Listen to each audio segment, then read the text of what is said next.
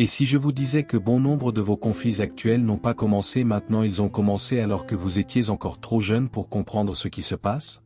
La psychologie de l'enfant intérieur nous invite à faire face à une vérité inconfortable: grandir ne nous rend pas automatiquement entiers. Souvent, cela ne fait que nous rendre plus habiles à cacher la douleur, tandis que l'inconscient continue d'opérer silencieusement derrière les décisions, les peurs et même les relations. Carl Jung a été l'un des premiers à affirmer que ce qui n'est pas bien accueilli en nous ne disparaît pas, il change simplement de forme. L'enfant intérieur blessé refait surface sous forme d'anxiété, d'autosabotage, de schémas émotionnels répétés et d'une recherche incessante d'amour conditionnel. Vous pouvez même obtenir un succès externe, mais ressentir toujours un vide que vous ne pouvez pas expliquer.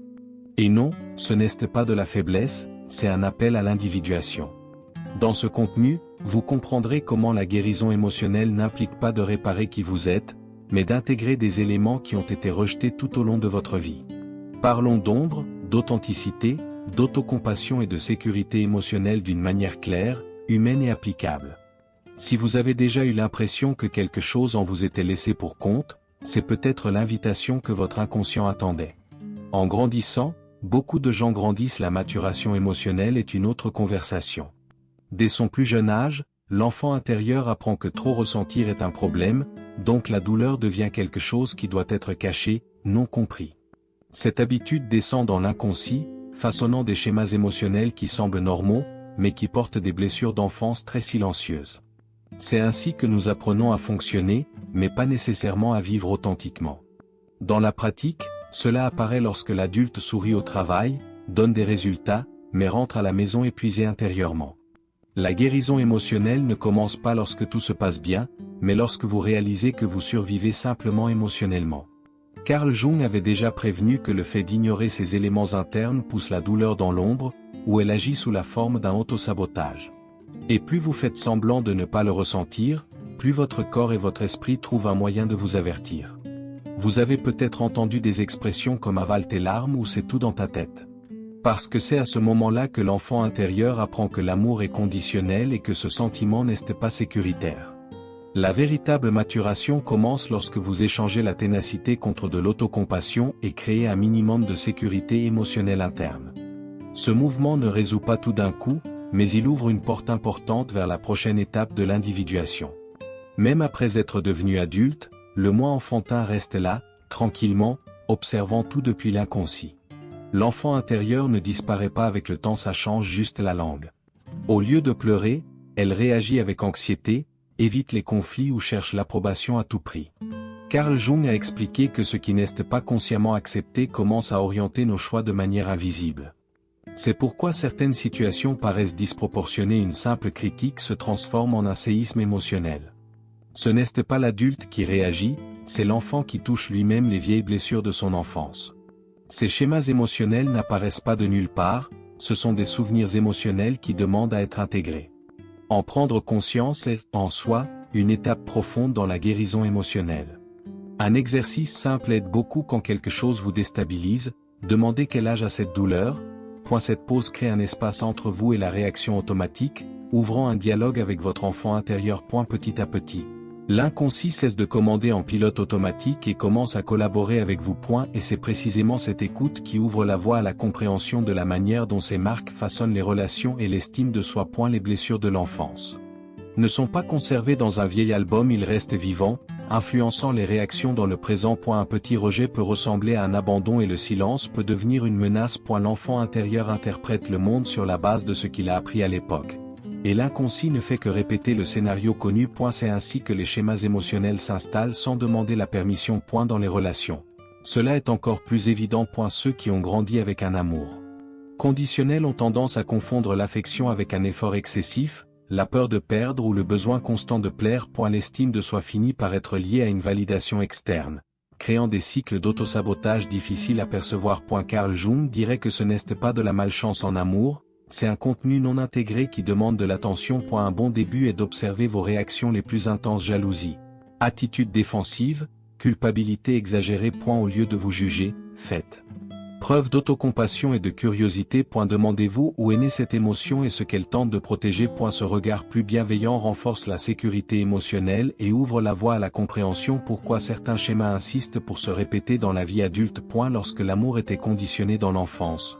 L'enfant intérieur apprend une règle silencieuse: je ne suis aimé que si je suis à la hauteur de mes attentes. Cet apprentissage devient une stratégie de survie émotionnelle et non une véritable affection. Dans l'inconscient, l'amour devient synonyme d'effort, d'adaptation excessive et de peur constante de se tromper. On devient fonctionnel, mais intérieurement en alerte. Dans la vie adulte, cela se manifeste par des schémas émotionnels qui se répètent comme des rediffusions, relations déséquilibrées, difficulté à dire non et culpabilité lorsqu'il s'agit de se prioriser. L'autosabotage entre en jeu lorsqu'un amour sain semble trop étrange. Carl Jung a souligné que le familier, même douloureux, semble souvent plus sûr que l'inconnu émotionnellement stable. Une étape pratique consiste à revoir vos échanges émotionnels où vous abandonnez-vous pour entretenir des liens.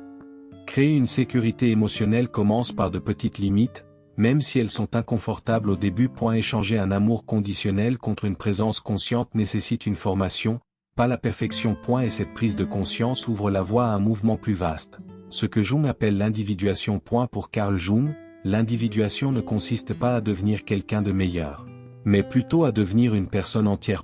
C'est le processus de reconnaissance que l'enfant intérieur, l'ombre et l'adulte fonctionnel coexistent en vous. Lorsque les éléments internes sont ignorés, l'inconscient en subit les conséquences sous la forme de conflits internes et de répétition de schémas émotionnels. S'individualiser, c'est cesser de se fuir soi-même. Ce chemin n'est ni linéaire ni confortable, et ce n'est pas grave. La lecture de Jung aide. Mais c'est en l'appliquant à la vie quotidienne que les choses deviennent réelles. Des livres comme L'homme et ses symboles sont d'excellents points de départ. L'individuation commence lorsque vous observez vos réactions sans vous identifier pleinement à elles. Cela affaiblit l'autosabotage et renforce l'authenticité. Un exercice simple consiste à noter, en fin de journée, quand vous avez agi automatiquement et quand vous étiez présent. Cette habitude rend l'inconscient un peu plus conscient, jour après jour. La guérison émotionnelle ne vient pas ici du contrôle de tout, mais de l'intégration de ce qui était auparavant rejeté. Et cette intégration ouvre la voie à la rupture de cycles émotionnels plus profonds. Alors que l'inconscient règne seul, la vie a tendance à répéter les mêmes scénarios. Changer de ville, de travail ou de relation ne résout pas le problème lorsque l'enfant intérieur continue de réagir de la même manière. Carl Jung disait que ce qui ne devient pas conscient redevient destiné. Rendre ses contenus visibles est un acte profond de guérison émotionnelle. En pratique, cela commence par une observation quotidienne. Chaque fois qu'une émotion surgit trop fortement, elle véhicule d'anciennes informations. Au lieu de vous enfuir, essayez de nommer ce que vous ressentez et de l'enregistrer dans un cahier. Cela semble simple, mais cela brise de puissants schémas émotionnels. Ce contact réduit l'autosabotage et augmente le sentiment de choix. Au fil du temps, vous réalisez que ce n'est pas l'émotion qui vous contrôle, mais le silence qui l'entoure. Créer ce dialogue interne renforce la sécurité émotionnelle et l'authenticité. L'inconscient cesse d'être un ennemi et devient un allié.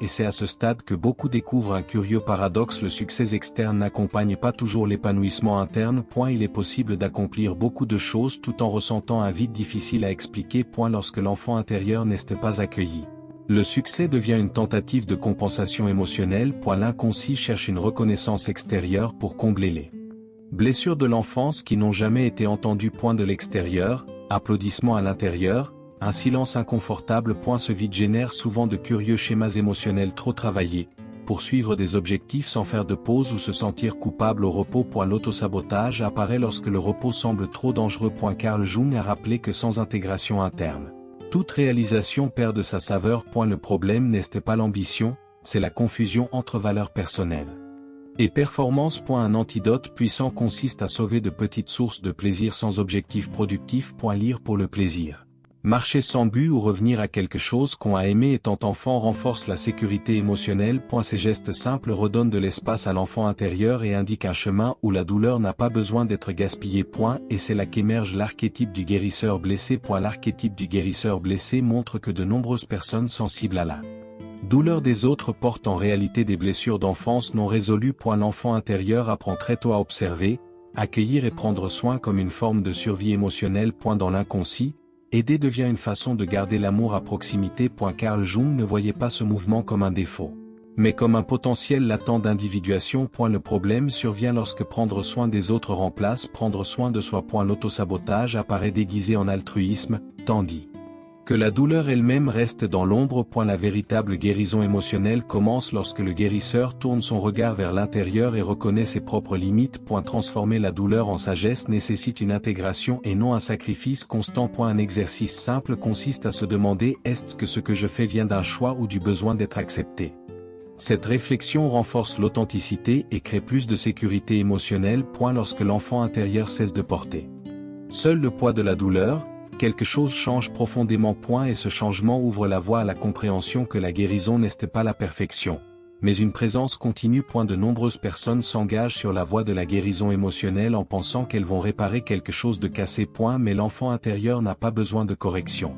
Il a besoin de présence. Être avec vous dans les bons jours et surtout dans les jours difficiles crée une véritable sécurité émotionnelle. Dans l'inconscient, cette constance communique quelque chose de nouveau. Il est désormais possible de ressentir en toute sécurité. L'autocompassion ne consiste pas à se frotter la tête, il s'agit d'arrêter de s'attaquer. Lorsque vous écoutez vos émotions sans jugement, l'ombre perd de sa force et les schémas émotionnels commencent à se relâcher. Carl Jung a souligné que ce que nous apprécions, c'est le changement. La guérison ne se produit pas lorsque tout s'améliore, mais lorsque l'on ne s'abandonne pas dans le processus. Une simple habitude aide beaucoup lorsque vous faites une erreur. Remplacez l'autocritique par une question douce: qu'est-ce que cela essaie de m'apprendre?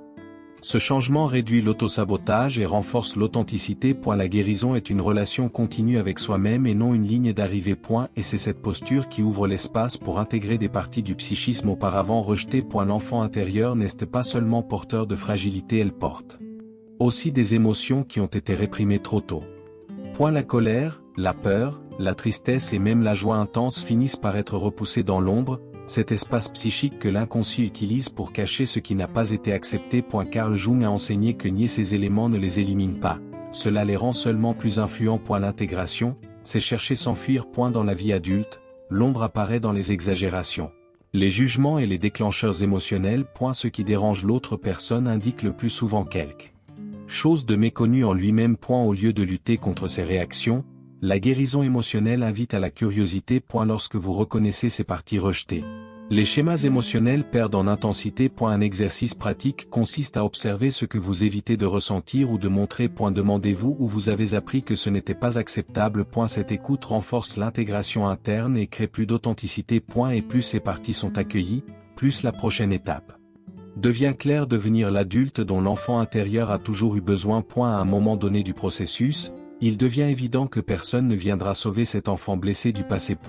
Fait intéressant, ce n'est pas triste, c'est libérateur. Devenir l'adulte dont l'enfant intérieur avait besoin, c'est aujourd'hui assumer le rôle de présence, de protection et de validation émotionnelle. L'inconscient commence à comprendre qu'il y a maintenant quelqu'un aux commandes. Cela se traduit par des attitudes simples mais profondes: respecter ses limites, honorer ses sentiments et cesser de s'abandonner pour maintenir la paix extérieure. La guérison émotionnelle se produit lorsque vous choisissez la sécurité émotionnelle plutôt que l'approbation. Carl Jung a vu ce mouvement comme une étape importante dans l'individuation, où le sujet cesse de vivre de manière réactive. Ici, l'autocompassion cesse d'être un concept et devient une pratique quotidienne. Un exercice puissant consiste à imaginer ce que vous auriez eu besoin d'entendre dans les moments difficiles de votre enfance et à vous le dire aujourd'hui. Cela peut paraître étrange au premier abord, mais ce dialogue interne réorganise d'anciens schémas émotionnels. L'enfant intérieur se détend lorsqu'il constate une cohérence entre les mots et les attitudes.